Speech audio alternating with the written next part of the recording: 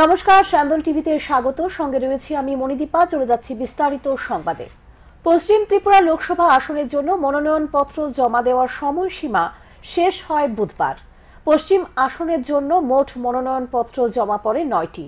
বৃহস্পতিবার পূর্ব নির্ধারিত সূচি অনুযায়ী মনোনয়নপত্রগুলি স্ক্রুটিনি করা হয়। বিভিন্ন রাজনৈতিক দলের প্রতিনিধিদের উপস্থিতিতে মনোনয়নপত্রগুলি স্ক্রুটিনি করা হয়। স্ক্রুটিনির পর রিটার্নিং অফিসার ডক্টর বিশাল কুমার 9টি মনোনয়নপত্রই বৈধ হিসাবে ঘোষণা করেন। তিনি আরও বলেন, জমা পড়া 9টি মনোনয়নপত্র মধ্যে 5টি মনোনয়নপত্র জমা দিয়েছে নির্দল প্রার্থী, 4টি মনোনয়নপত্র রাজনৈতিক দলের। তার মধ্যে SUCI, republic party of India, BJP ও কংগ্রেস দলের প্রার্থীর মনোনয়নপত্র রয়েছে। 30শে মার্চ মনোনয়নপত্র প্রত্যাহারের শেষ দিন। তারপর পশ্চিম আসনের মোট প্রার্থীর সংখ্যা চূড়ান্ত হয়ে যাবে বলে জানান রিটার্নিং অফিসার।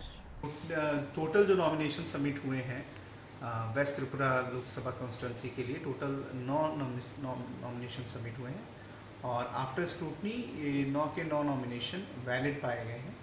इसमें से जो 6 नॉमिनेशन जो 5 नॉमिनेशन हैं वो इंडिपेंडेंट के हैं और 4 नॉमिनेशन हैं वो पार्टीज़ के हैं, जिसमें से हम लोग SICU ब्रैकेट C एक पार्टी है, फिर Republic party of India bracket A दूसरी पार्टी है और जो महत्वपूर्ण सिग्निफिकेंट नेशनल पार्टीज़ के थ्रू एप्लीकेशन सबमिट किए गए थे वो श्री बिप्लब कुमार देव जो भारतीय जनता पार्टी के रिप्रेजेंटेटिव, उन्होंने एक नॉमिनेशन फाइल किया था और श्री आशीष कुमार शाह जिन्होंने इंडियन नेशनल कांग्रेस की तरफ से नॉमिनेशन फाइल किया गया था। ये 9 के 9 नॉमिनेशन जो फाइल हुए ये सभी वैलिड पाए गए हैं और अब 30 तारीख को विड्रॉल की डेट है। विड्रॉल के बाद हम इसमें कैंडिडेट फाइनलाइज कर देंगे। গোপন খবরের ভিত্তিতে চুরি যাওয়া 2টি বাইক সহ আটক 3 চোর। এর মধ্যে এক চোর আগরতলা শহরের কুখ্যাত চোর বলে পরিচিত।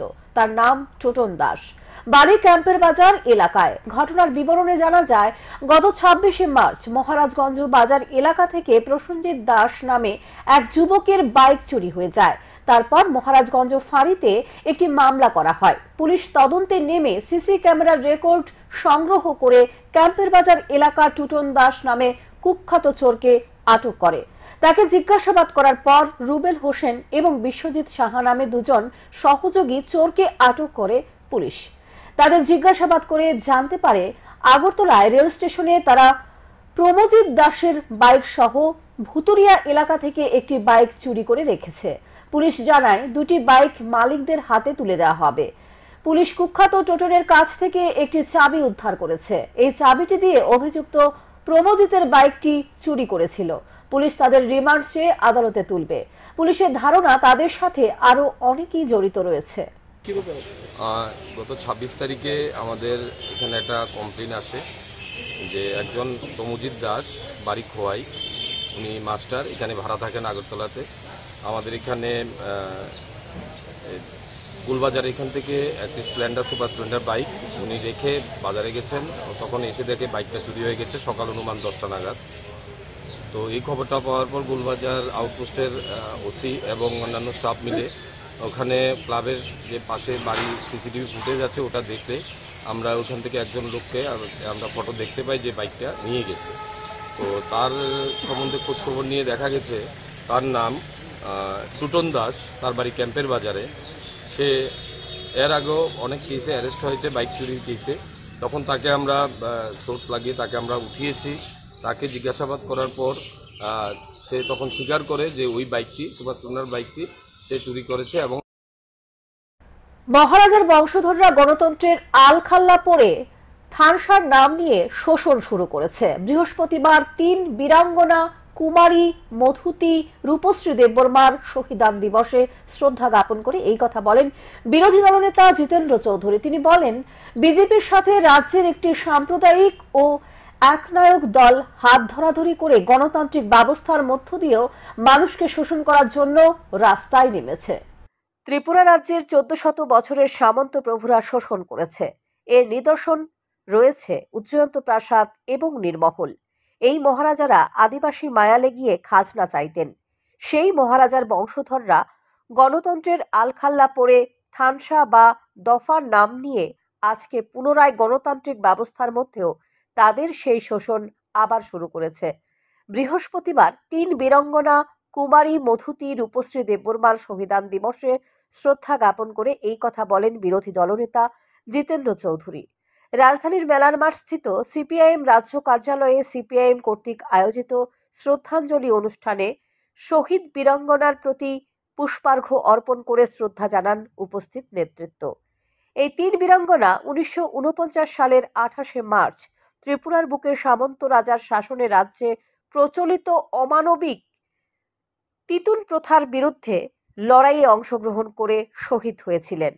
কিন্তু সেই অমানবিক পরিস্থিতি বর্তমানে আবারও সৃষ্টি হয়েছে রাজ্যে।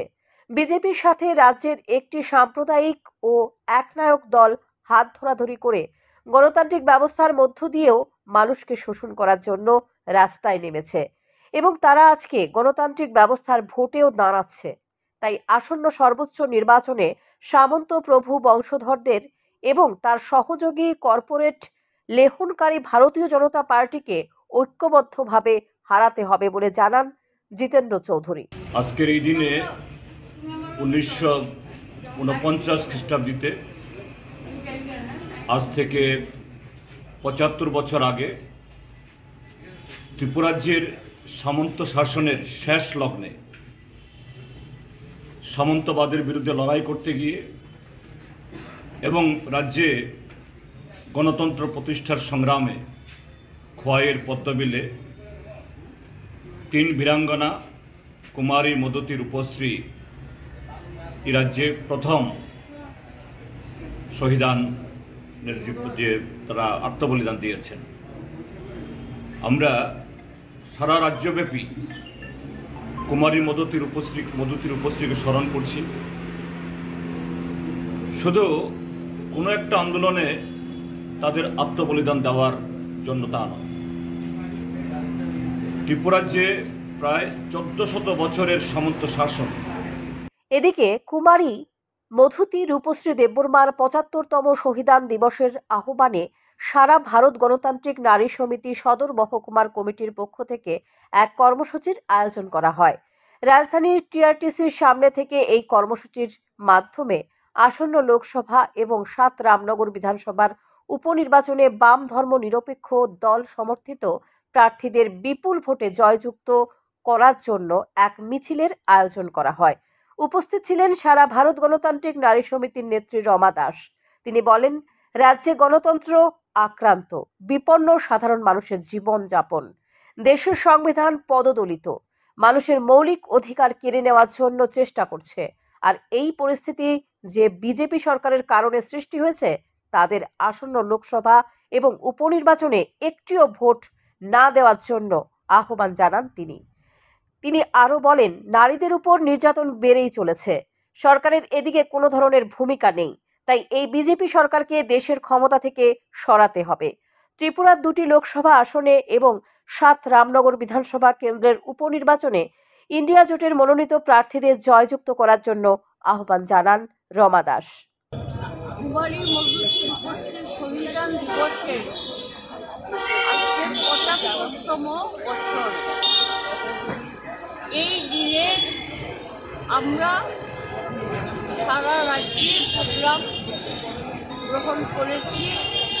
আমাদের রাজ্যের দপ্তরে আমরা শহীদদের শ্রদ্ধা জানিয়ে মালা দিয়েছি। এখান থেকে মিছিল করে আমরা রেক্তমণি যাব, সেখানে আমাদের পথসভা হবে।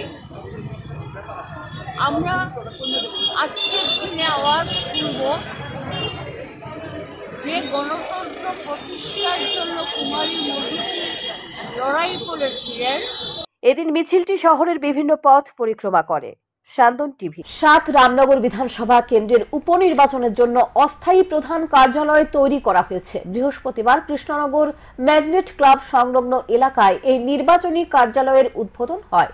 উপনির্বাচনের বিজেপি মনোনীত প্রার্থী দীপক মজুমদারের উদ্বোধন করেন।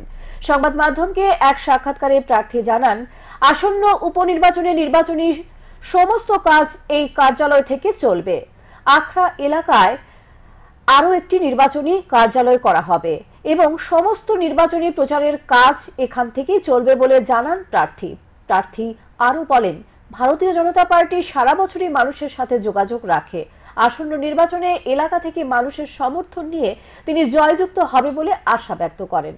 সাতরামনগর বিধানসভা কেন্দ্রে সুষ্ঠুভাবে সুন্দরভাবে নির্বাচন কার্য পরিচালনা করার জন্য নির্বাচনী কার্যালয় করা হয়েছে। আজকে আনুষ্ঠানিকভাবে মামুলি অনুষ্ঠানের মাধ্যমে আমাদের যারা মহিলা মোর্চার যারা আছে কার্যকর্তারা সবাই মিলে যারা করেছে আমাদের সবাই উদ্দেশ্য একটি হচ্ছে নারায়ণের পূজা করা, মানুষের পূজা পূজার মাধ্যমে আমাদের ভারতীয় জনতা পার্টি দল আমরা পরিচালনা করি। সার্বিকভাবে আমরা ধর্মীয় অনুষ্ঠানের মাধ্যমে মানুষের কাছে পৌঁছব, মানুষের আশীর্বাদ প্রার্থনা করবো, ভগবানের চরণে আমি আমাদের আশীর্বাদ প্রার্থনা করব। মনোনয়নপত্র আপনি জমা দিয়েছেন, পুরোদমে কবে থেকে আপনি প্রচার কার্যে বেরিয়ে পড়বেন? কাজ বলতে নির্বাচনী কাজ, আমাদের ভারতীয় জনতা পার্টি সারা বছর ব্যাপী লোকসভা নির্বাচনের আগে ইস্যুহীন হয়ে নিজেকে সংবাদ মাধ্যমের সামনে তুলে ধরতে চাইছে প্রদেশ কংগ্রেসের কিছু নেতৃত্ব। বিজেপি নির্বাচনী বন্ড নিয়ে দুর্নীতির অভিযোগ নিয়ে বহুবার সংবাদ মাধ্যমের সামনে এসে সাফাই দিয়েছেন দলের নেতৃত্ব, কিন্তু সেই পুরনো বিষয় নিয়ে বৃহস্পতিবার সংবাদ মাধ্যমের সামনে এসে আবারও সাফাই দিতে চেষ্টা করলেন এক নেতৃত্ব। এর মধ্যে ছিল না কোনো রকম ইস্যু। সংবাদ মাধ্যমের কর্মীদের ডেকে প্রদেশ কংগ্রেস ভবনে ইস্যুহীন সাংবাদিক সম্মেলন করলেন এই নেতা, এমনটাই মনে করছে রাজনৈতিক মহল। মেইন উদ্দেশ্য হয়েছে ইলেকটোরাল বন্ড। আমরা জানি ইলেকটোরাল বন্ড নিয়ে অনেক তথ্য বেরাচ্ছে এবং ভারতীয় জনতা পার্টি যে মানুষের সামনে একটা ভদ্র মুখোশ পরে মানুষকে বিভ্রান্ত করছে, তার জলজ্যান্ত উদাহরণ এই ইলেকটোরাল বন্ড। 2017-18 ইউনিয়ন বাজেটে ফাইন্যান্স বিলে এই ইলেকটোরাল বন্ডকে ইন্ট্রোডিউস করে ভারতীয় জনতা পার্টির তৎক্ষণাৎ ফাইন্যান্স মিনিস্টার অরুণ জেটলি। কি এই ইলেকটোরাল বন্ড? ইলেকটোরাল বন্ড হচ্ছে একটা পেপার ইনস্ট্রুমেন্ট, যার দ্বারা ভারতবর্ষের বাইরে থেকে বিভিন্ন মানুষ এবং কোম্পানি একটা ইনস্ট্রুমেন্টাল পেজ এসবিআই থেকে পারচেজ করতে পারে। এবং এখনকার মতো সংবাদ এখানে শেষ করছি। পরবর্তী সংবাদ দেখবার জন্য চোখ রাখুন সান্দন টিভির পর্দায়। নমস্কার।